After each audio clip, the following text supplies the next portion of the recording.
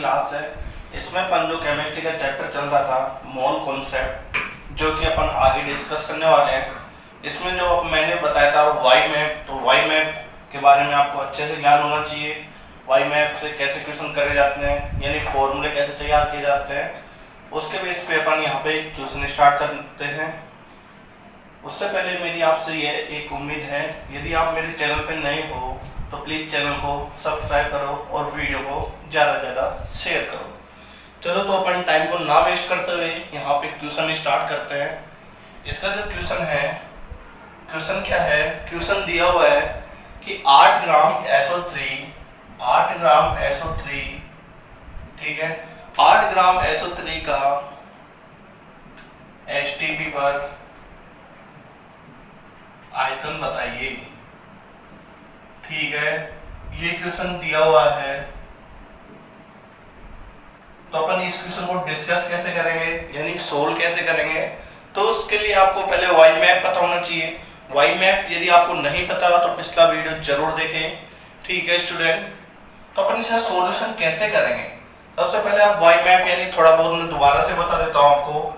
ऐसे Y map दिया था, यहाँ पे क्या था मोल, यहाँ पे क्या था मास, यहाँ पे क्या था STP पर आयतन, ठीक है, यहाँ पे क्या था अणुओं की संख्या, ठीक है, अणुओं की संख्या। तो आप यहाँ से यहाँ पे जाते थे तो गुणा किससे करते थे, Na से। यहाँ से यहाँ पे गए और यहाँ से यहाँ पे आते थे तो डिवाइड किससे करते थे, Na से। यहाँ से यहाँ पे आते थे गुणा करते थे अणुभार से, जो कि ग्राम में होता था, ठीक है, और यहाँ से यहाँ तक जाते थे तो डिवाइड किससे करते थे, अणुभार से। ओके स्टूडेंट, यहाँ से यहाँ पे जाते थे तो मल्टीप्लाई किससे करते थे, 22.4 से, और यहाँ से आप आते थे तो 22.4 से डिवाइड करते थे। ओके, ये बात आपको मैंने वाई मैप में बताई थी। यदि आपको फिर भी नहीं समझ में आया तो प्लीज दोबारा से यहाँ पे देख सकते हैं। ठीक है, तो अपन इसका सॉल्यूशन कैसे करेंगे। अपन को क्या दिया है कि 8 ग्राम SO3, तो अपन को मास दिया हुआ है SO3 का भार बराबर, यानी मास बराबर कितना दिया है 8 ग्राम। ठीक है, यहाँ पे SO3 का अणुभार कितना होता है ये लिखे। SO3 का अणुभार, SO3 का अणुभार के लिए सबसे पहले क्या लिखेंगे, S के लिए कितना होगा 36, O के लिए कितना होगा 16 गुना 3, ठीक है, सॉरी S के लिए 32 होगा, यहाँ पे 16 गुना 3 कितना होगा 48, ठीक है। तो टोटल SO3 का कितना आएगा, SO3 का वेट आने वाला है 48 प्लस 32 कितने होते हैं, 48 प्लस 32 हो गए 80 ग्राम। ठीक है, यहाँ पे 80 ग्राम यहाँ पे वेट आ गया है SO3 का। तो अपन को क्या करना है कि STP पर आयतन बताना है। STP पर आयतन कहाँ है, ये रहा STP पर आयतन। तो STP पर आयतन है तो यहाँ पे मास दिया है।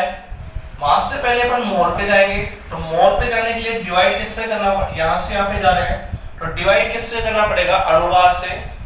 यहाँ पे लिखेंगे SO3 के मोल ज्ञात करने के लिए क्या करेंगे, SO3 का भार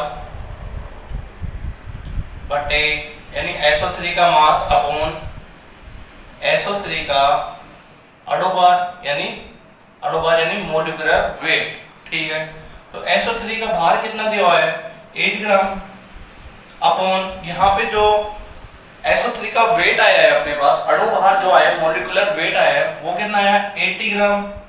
तो ग्राम से ग्राम कैंसिल हो गया, 8 से यहाँ पे 10 बार कैंसिल हो गया, तो 1/10 आने वाला है, क्या गया 1/10 इज इक्वल टू आ गए अपने मोल। ठीक है, तो SO3 के मोल कितने आ गए 1/10। ठीक है, तो अपन मोल, यहाँ पे मोल आ गए SO3 के, और अपन को चाहिए क्या था, क्वेश्चन में क्या पूछ रहा था, STP पर आयतन।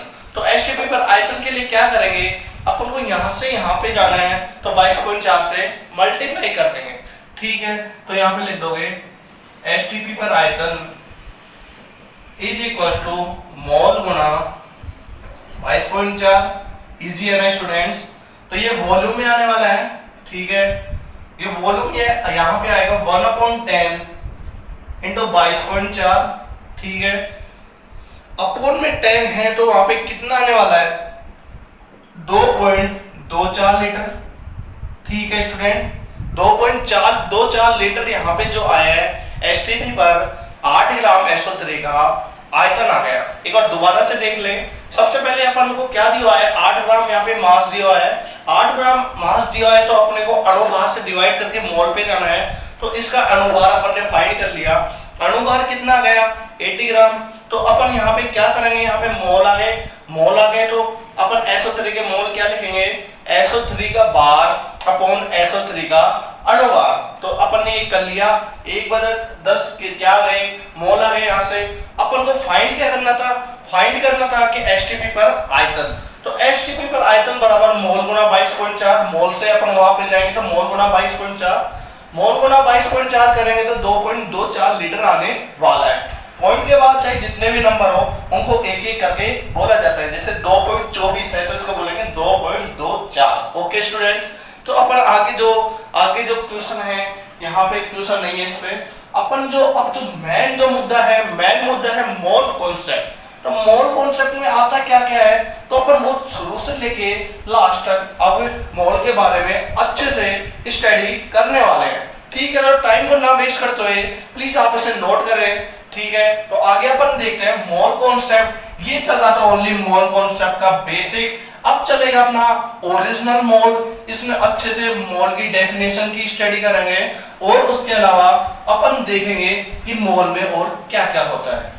ठीक है, तो आप प्लीज वीडियो को ज्यादा से ज्यादा शेयर करते रहिए जिससे कि और लोगों को भी बेनिफिट मिलता रहे। ठीक है, तो अपन यहाँ पे सबसे पहले लिखेंगे कि मोल की जो ओरिजिनल डेफिनेशन होती है। अभी तक तो अपन ने क्या पढ़ा है कि एक मोल क्या होता है, तो अब अपन पढ़ने वाले हैं मोल की ओरिजिनल डेफिनेशन। ओरिजिनल डेफिनेशन क्या होती है वो आप प्लीज यहाँ पे नोट करें। ठीक है, तो अपन मोल स्टार्ट करते हैं। सबसे पहले लिख लो मोल कॉन्सेप्ट, मोल अवधारणा। ठीक है स्टूडेंट्स, तो आप सबसे पहले लिखे कि मोल की जो डेफिनेशन होती है, मोल की जो डेफिनेशन होती है वो होती है कि कार्बन 12 के सटीक 12 ग्राम द्रव्यमान को, कार्बन 12 के सटीक 12 ग्राम द्रव्यमान को, कार्बन 12 के सटीक 12 ग्राम द्रव्यमान में उपस्थित कणों की संख्या 1 मोल होती है। जैसे कार्बन का कितना वेट होता है, यहाँ पे मैंने बताया था 12 ग्राम, तो 12 ग्राम को अपन क्या बोलते हैं, 1 मोल, है ना। तो अपन यहाँ पे इसको जो यानी डिफाइन करने वाले हैं, तो अपन कार्बन को लेके कर रहे हैं। यहाँ पे कार्बन 12 के सटीक, ठीक है, कार्बन 12 के सटीक 12 ग्राम द्रव्यमान में, ये डेफिनेशन है तो प्लीज इसे याद करो आप। द्रव्यमान में उपस्थित कणों की संख्या, उपस्थित कणों की संख्या को 1 मोल कहा जाता है। ठीक है, 1 मोल कहा जाता है। तो यहाँ पे मोल की जो ओरिजिनल डेफिनेशन आ गई। आपको एग्जाम में पूछेगा कि मोल की डेफिनेशन लिखो, तो मोल की डेफिनेशन क्या लिखोगे आप, कार्बन 12 के सटीक 12 ग्राम में उपस्थित कणों की संख्या को 1 मोल कहा जाता है। ठीक है, तो आगे क्या दिया है कि 1 मोल बराबर कितना होता है, जो कि मैंने आपको पहले ही बता दिया है। प्लीज आप दोबारा और नोट कर लें। 1 मोल बराबर होता है 6.023 गुणा 10 की पावर 23 स्पीसीज। ठीक है, ठीक है, और इसके अलावा मैंने आपको बताया था एक AMU बराबर कितना होता है, 1.67 into 10 to the power minus 24 ग्राम। ठीक है, या इसको अपन लिख भी सकते हैं 1/Na। ओके स्टूडेंट, आप ये दोनों बात प्लीज दोबारा से नोट करें। जो परमाणु भार होता है, मैंने क्या बताया था, परमाणु भार किसमें होता है, AMU में। अगर 1 मोल परमाणु भार पूछ ले तो वो किसमें होगा, ग्राम में, तो वो भी दोबारा से लिख सकते हैं आप। क्योंकि अपन अब जो पढ़ने जा रहे हैं, मोल जो स्टार्ट हो चुका है, इतने दिन से अपना बेसिक चल रहा था। अब यहाँ पे लिख दो परमाणु भार, परमाणु भार AMU में होता है, AMU में होता है, और 1 मोल परमाणु का भार, परमाणु का भार ग्राम में होता है। ये दोनों बात प्लीज आप अच्छे से दोबारा नोट कर लें, ठीक है। ये दोनों अच्छी बातें हैं यहाँ पे। अब यहाँ पे देखें ग्राम परमाणु भार बता दिया मैंने, ग्राम में होता है, ठीक है। उसके बाद अणुभार क्या होता है? Sum of the atomic mass, sum of the atomic mass. अणुभार क्या बता दिया मैंने? अणुभार आपको बताया कि सम ऑफ एटॉमिक मास। यदि आपको पूछ ले एक मोल का, यानी अणु का एक मोल का जो मास कितना होगा, तो उसको आप क्या लिखोगे? Sum of the atomic mass, sum of the atomic mass in gram, ठीक है। ग्राम में होगा वो जो, यदि एक मोल का पूछ ले, एक मोल आपको जहां भी दिख जाए वहां पे मास आने वाला है, किसमें? ग्राम में। तो प्लीज आप इसे नोट करें। तो अपन आगे जो इसमें दिया हुआ है, आगे क्या दिया है कि औसत अणुभार। अपन ने क्या देखा था? औसत अणुभार, औसत परमाणु भार। और अपन अब क्या देखेंगे? औसत अणुभार। तो अणु अलग अलग होते हैं, अणु यानी 3-4 अणु दे रखे हैं, तो औसत अणुभार कैसे फाइंड करेंगे? तो जो कि अपन यहाँ पे डिफाइन करने वाले हैं। डिफाइन का मतलब क्या होता है? यहाँ पे अपन उसको देखने वाले हैं, ठीक है। तो आप इसे नोट करें। यदि आपको ज्यादा फास्ट लग रही है स्पीड, तो प्लीज आप वीडियो को रोक के देखें। अब अपन का जो नेक्स्ट टॉपिक है, लिख लो आप औसत अणुभार। इंग्लिश में क्या लिखोगे? एवरेज मॉलिक्यूलर वेट, ठीक है। औसत अणुभार, ठीक है स्टूडेंट्स। अगला जो पॉइंट है, अगला पॉइंट है औसत अणुभार, ठीक है। औसत अणुभार इंग्लिश में क्या लिखोगे? एवरेज मॉलिक्यूलर वेट, ठीक है। आप इसे प्लीज नोट करें अच्छे से। ये बहुत ही इजी फॉर्मूला है, सेम वो उसकी तरह ही है। बस यहाँ पे क्या होने वाला है? यहाँ पे दो गैस होंगी, वहां के गैस के जो यहाँ पे मोल होंगे N1 N2 N3, अलग अलग गैस के मोल होंगे। अपन मान लेंगे N1 N2 N3, और यहाँ पे जो उनका मास होगा, द्रव्यमान, M1 M2 M3 मान लेंगे। फिर अपन देखते हैं उसको कैसे करेंगे। तो गैस का जो मिक्सर होगा उसका अपन कैसे फाइंड करेंगे अणुभार, तो अपन देखते हैं। मान लो 3 गैसें दी हुई है अपन को, गैस X1 X2 X3, इनका द्रव्यमान दिया हुआ है अपने को M1 M2 M3, और यहाँ पे और क्या दिया हुआ है अपने को? इनका अणुभार दिया हुआ है। ये अणुभार, ये सॉरी द्रव्यमान, इसको मास बोलेंगे, ठीक है। मास दिया है। और मोल क्या दिया है अपन को? मोल क्या दिया है? N1 N2 N3। तो यहां से जो फॉर्मूला आने वाला है, फॉर्मूला क्या होगा? लिखो औसत अणुभार यानी एवरेज मॉलिक्यूलर वेट। औसत अणुभार का फॉर्मूला आने वाला है। औसत अणुभार का फॉर्मूला क्या होगा? कुल भार बटे कुल मोल, कुल भार बटे कुल मोल। तो अपन यहाँ पे वाई मैप से वापस देखेंगे। वाई मैप्स में क्या बताया था? 20 में मोल होता है। यदि आपको भार चाहिए तो मोल गुणा अणुभार करते थे। तो यहाँ पे भी क्या करेंगे? मोल गुणा द्रव्यमान। तो यहाँ पे जो औसत अणुभार का फॉर्मूला आने वाला है, औसत अणुभार का फॉर्मूला आने वाला है, यहाँ से क्या होगा? M1 N1 plus M2 N2 plus M3 N3 upon total mole N1 plus N2 plus N3। ऐसे आगे आगे भी चलेंगे। अगर मान लो 4 का आ जाए तो 4 के लिए N1 plus N2 plus N3 plus N4। ये हो गया औसत अणुभार का फॉर्मूला। आप प्लीज इसे भी नोट करें अच्छे से, जिससे कि आपको ये याद हो जाए। अब आगे अपन देखेंगे इसके ऊपर एक एग्जांपल। उससे पहले आप प्लीज इसे नोट करें, ठीक है स्टूडेंट। तो आगे बढ़ते हैं अपन टाइम को ना वेस्ट करते हुए।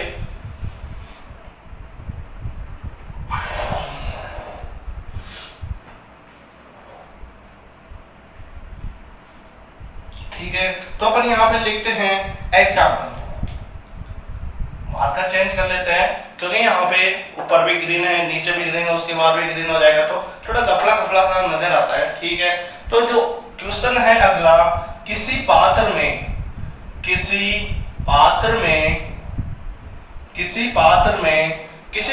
में CO2 व H2 का मिश्रण लिया गया है। CO2 व H2 का मिश्रण लिया गया है, मिश्रण लिया गया है। ठीक है, यहाँ पे मिश्रण लिया गया है और आगे इसमें बोल रहा है यहाँ पे जो CO2 है 88% है। CO2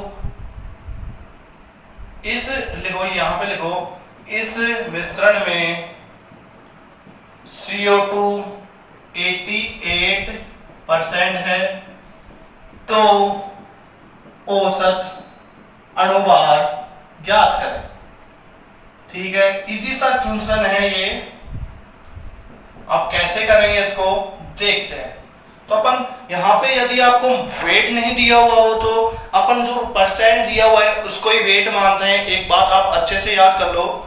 ठीक है, तो इसका सॉल्यूशन में क्या करेंगे अपन, CO2 का प्रतिशत बराबर 88, तो यहाँ से H2 का कितना आ जाएगा, H2 का आने वाला है 12, क्योंकि मिश्रण में 100% होगा जो भी होगा, तो यहाँ पे H2 का 12 आने वाला है। यहाँ से CO2 का अपन मास निकाल लेंगे। CO2 का मास कितना होगा, कार्बन के लिए 12, O2 के लिए कितना होगा 16 गुणा 2, 32 प्लस 12, 44 ग्राम आने वाला है। प्लीज आप इसे यानी खुद से सोल्व करके देखें, क्योंकि मुझे तो याद भी है ये। ठीक है, तो अपन यहाँ पे यहाँ से मोल निकालते हैं। यहाँ से मोल कितने आने वाले हैं, मोल आने वाले हैं 88, यानी यहाँ पे अपन को मास दिया हुआ है। वाई मैप में देखो नीचे नीचे वाला दिया हुआ है मास, तो अपन को मोल पे जाना है, तो डिवाइड किससे करना पड़ेगा, अनुभाग से। तो यहाँ पे मोल कितने आने वाले हैं 88 बटे यहाँ पे अनुभाग कितना है 44, तो 2 मोल आने वाले सिंपल से। ठीक है, उसके बाद यहाँ के लिए मोल कितने होंगे, अब H2 का मास कितना होगा, H2 का H1 के लिए कितना होगा 1, H2 के लिए कितने आने वाला है 2, तो यहाँ पे 12 में 2 का भाग देना पड़ेगा, तो कितने आने वाले हैं 6 मोल। ओके स्टूडेंट, आपको अच्छे से समझ में आएगा। आगे जो अपन ने फॉर्मूला देखा था औसत अणुभार का, औसत अणुभार, औसत अणुभार का जो फॉर्मूला है वो क्या है, देखिए आप। औसत अणुभार का जो फॉर्मूला है वो है M1N1 plus M2N2 divide by N1 plus N2।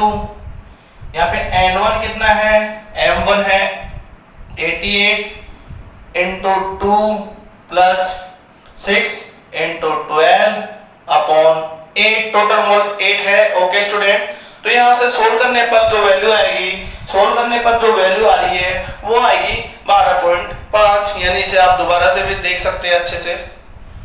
Sorry, यहाँ पे सोल्व करने पर जो वैल्यू आएगी वो आएगी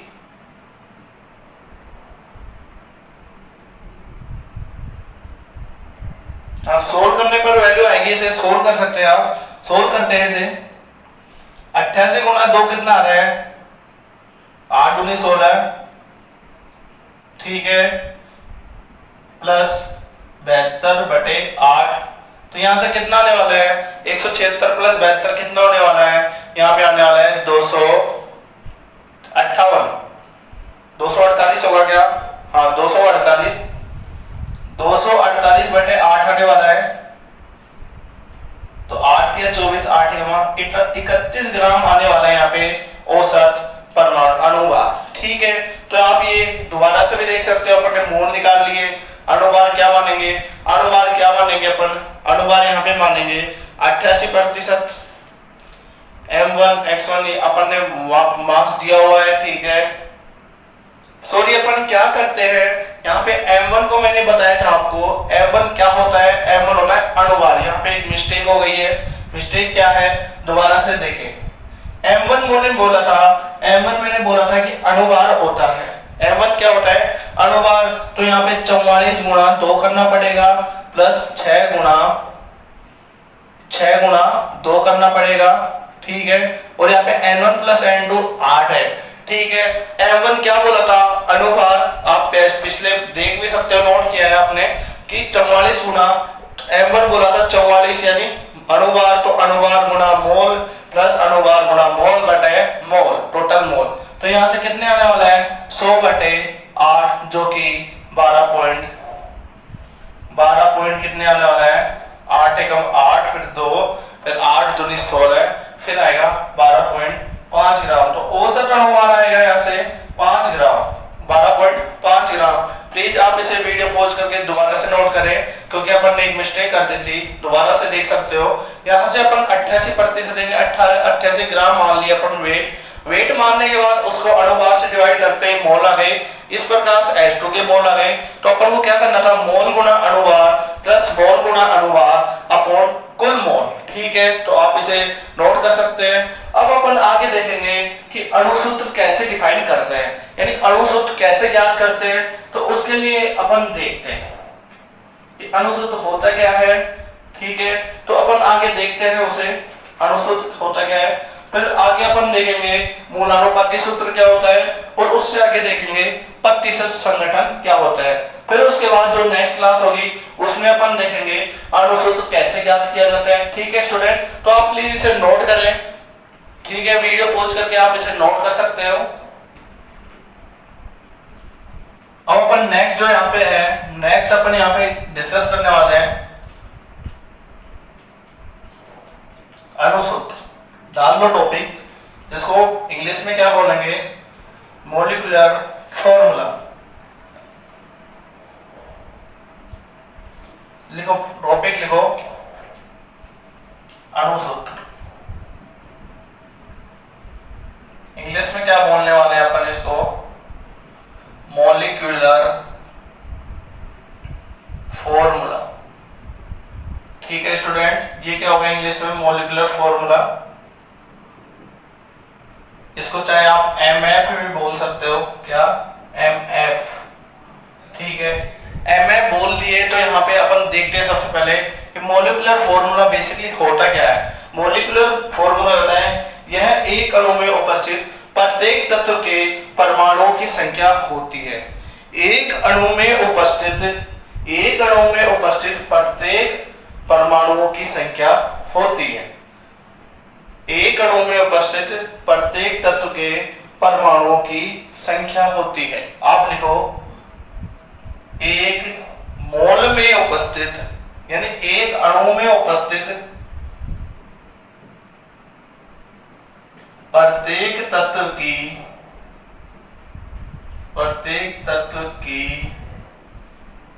परमाणुओं की संख्या होती है। ठीक है, जैसे CO2 है, ये क्या है, एक अणुसूत्र है। ठीक है, तो अपन यहाँ पे दे दिए मान लो C2O4। तो ये क्या है, एक मूलानुपाती सूत्र, जो कि अपन आगे डिस्कस करने वाले हैं। ठीक है, तो आप अभी थोड़ी देर के लिए आप इसे ऐसे ही छोड़ दें, उसके बाद अपन अणुसूत्र यहाँ पे डिफाइन करेंगे। ठीक है, परमाणुओं की संख्या होती है। ठीक है, यहाँ तक आप नोट करें। अगला जो आपका यहाँ पे टॉपिक है, अगला टॉपिक है मूलानुपाती सूत्र। मूलानुपाती सूत्र ये कैसे देखेंगे अपन, तो प्लीज आप इसे देखें। इसको इंग्लिश में क्या बोलते हैं, एम्पेरिकल फॉर्मूला। तो यहाँ पे इसकी स्पेलिंग लिख लो, EMPRI। ठीक है, EMPE, एम्पेरिकल फॉर्मूला। ये क्या होता है, एम्पेरिकल फॉर्मूला, ये भी देखते हैं अपन सबसे पहले।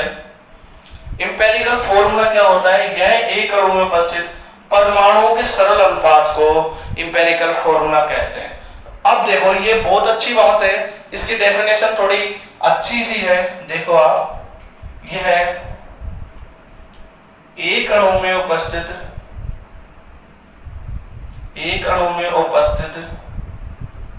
परमाणुओं के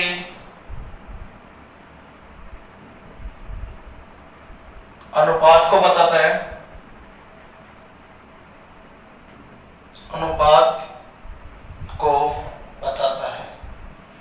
ठीक है, आप इसे नोट करें। आपको मैं एक एग्जांपल से इसे बताता हूं।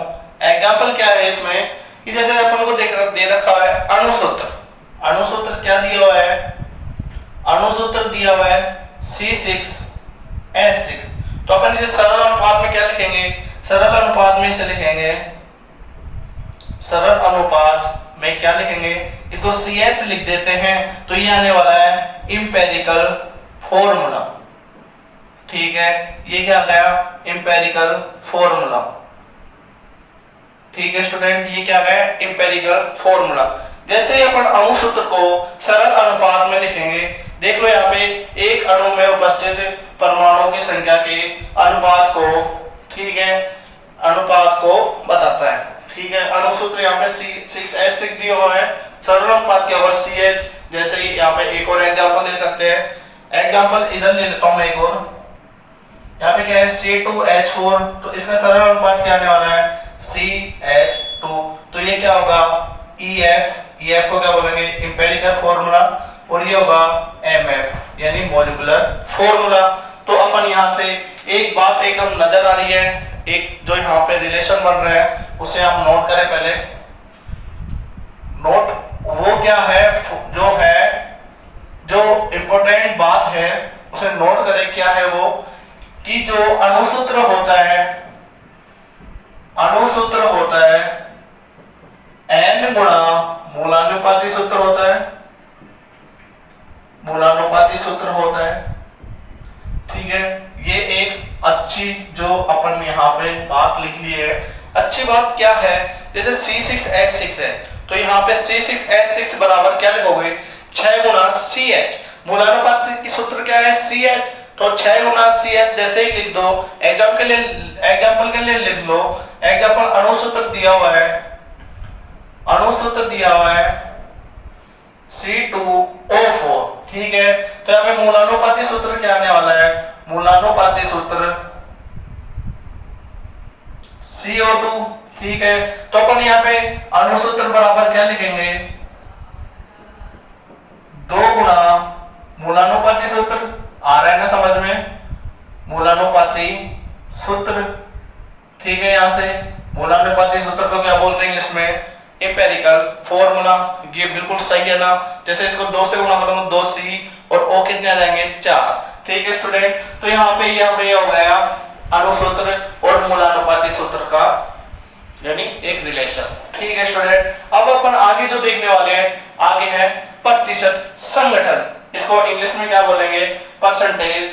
ठीक है, परसेंटेज संगठन को क्या बोलते हैं, पता नहीं क्या बोलते हैं। ठीक है, अपन आगे देखते हैं कि प्रतिशत संगठन होता क्या है।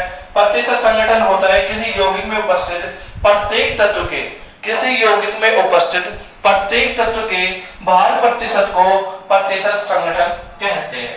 तो आप सबसे पहले इसकी डेफिनेशन लिखो, उसके बाद बताऊंगा कि प्रतिशत संगठन कैसे निकालते हैं हर अणु के लिए। अणु होगा उसमें अपन जो प्रत्येक परमाणु होगा, अणु में जैसे CO2 है, इसमें परमाणु क्या है C और O। ठीक है, तो अपन O का प्रतिशत कैसे निकालेंगे और जो C है उसका प्रतिशत कैसे निकालेंगे। तो आप सबसे पहले टॉपिक का नाम डालिए प्रतिशत संगठन। टॉपिक है प्रतिशत संगठन। ठीक है, प्रतिशत संगठन यहाँ पे टॉपिक डल गया प्रतिशत संगठन। अब इसमें लिखे कि यह किसी यौगिक में उपस्थित प्रत्येक तत्व के, लिख देता हूं मैं, किसी यौगिक में उपस्थित प्रत्येक तत्व के भार प्रतिशत को, प्रत्येक तत्व के भार प्रतिशत को प्रतिशत संगठन कहते हैं। ठीक है स्टूडेंट,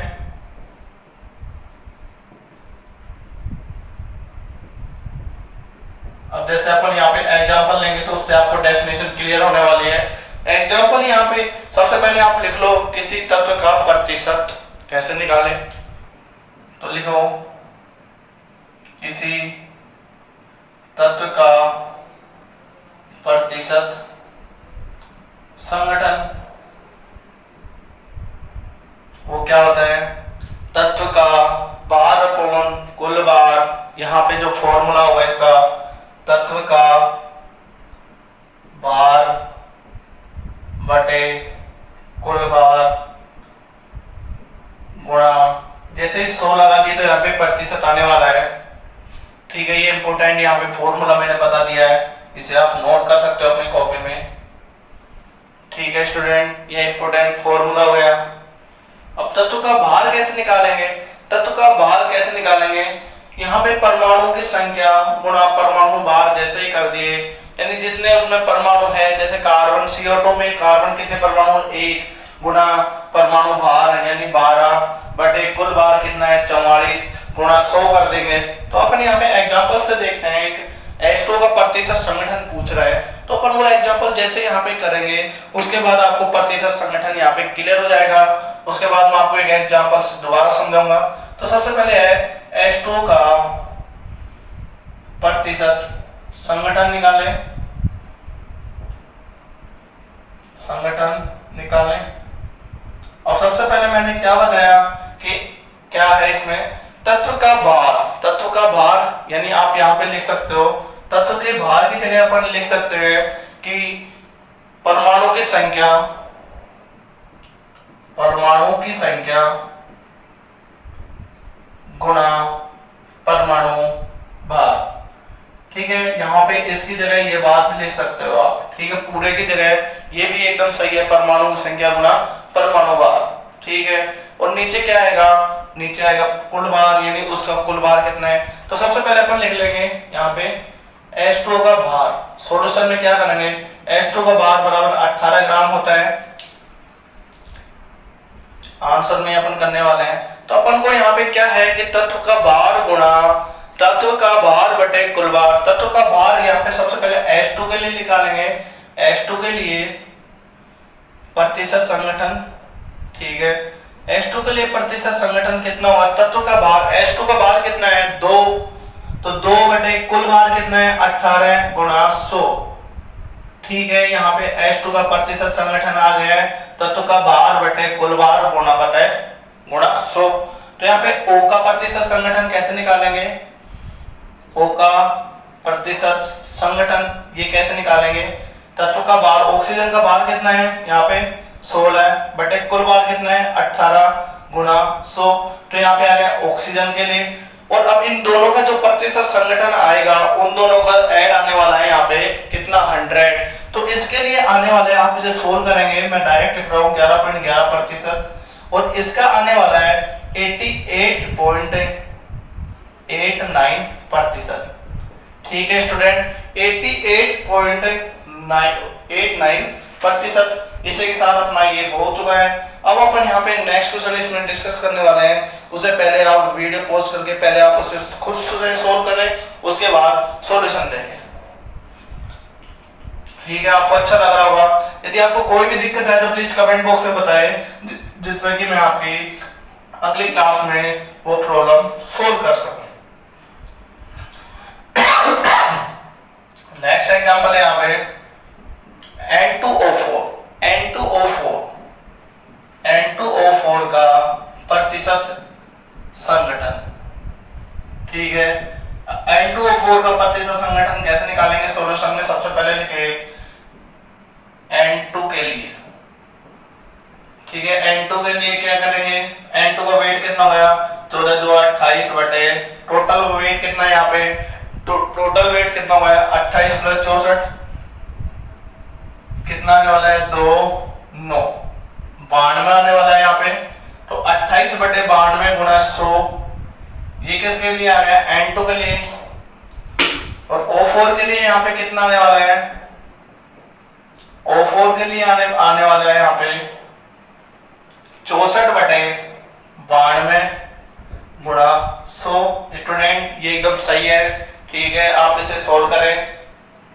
ठीक है, अब यहाँ पे आपको ये देगा कि फेरिक सल्फेट का प्रतिशत संगठन याद करें। तो फेरिक सल्फेट का फॉर्मूला क्या होता है मैं लिख देता हूँ, आप नेक्स्ट क्लास होगी उसमें से सोल्व करके मुझे कमेंट बॉक्स में इसका आंसर बताएं। ठीक है, अलग अलग के लिए लिखो। एग्जाम्पल है Fe2SO4 का होल थ्राइस का प्रतिशत संगठन याद करें। प्रतिशत संगठन ज्ञात करें। ठीक है, लिख लो इसका इंग्लिश का फॉर्मूला क्या होता है, फेरिक सल्फेट। ये आपको एग्जाम में ऐसे पूछ सकता है कि फेरिक सल्फेट का प्रतिशत संगठन ज्ञात करें, तो आपको फेरिक सल्फेट का मैंने बेसिक नेमिंग में नेम लिखना बताया था। इक आते ही क्या करना है कि इक आते ही क्या होता है, 8 में बदल देते हैं तो फेरिक सल्फेट हो गया। ठीक है, तो यहाँ पे अपन देखते हैं इसे, अगली क्लास में देखेंगे। ठीक है, तो आप प्लीज इसे जरूर सोल्व करें। उसके अलावा एक क्वेश्चन जो कि मेंस में पूछा गया है वो अभी मैं आपको डिस्कस नहीं कर रहा। तो अब जो नेक्स्ट क्लास होगी उसमें अपन अणुसूत्र ज्ञात करना सीखेंगे कि अणुसूत्र मोल अनुपाती सूत्र दिया हुआ है, मान लो किसी का वेट भी दिया है, अणुसूत्र यानी अणुभार दिया हुआ है और अपन को मोल अनुपाती सूत्र दिया हुआ है, तो अणुसूत्र कैसे फाइंड करेंगे, तो अपन अनेक टाइप के क्वेश्चन हम डिस्कस करने वाले हैं।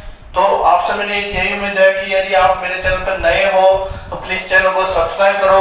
यदि आपको वीडियो अच्छा लग रहा हो तो प्लीज वीडियो को ज्यादा शेयर करो। Thank you so much.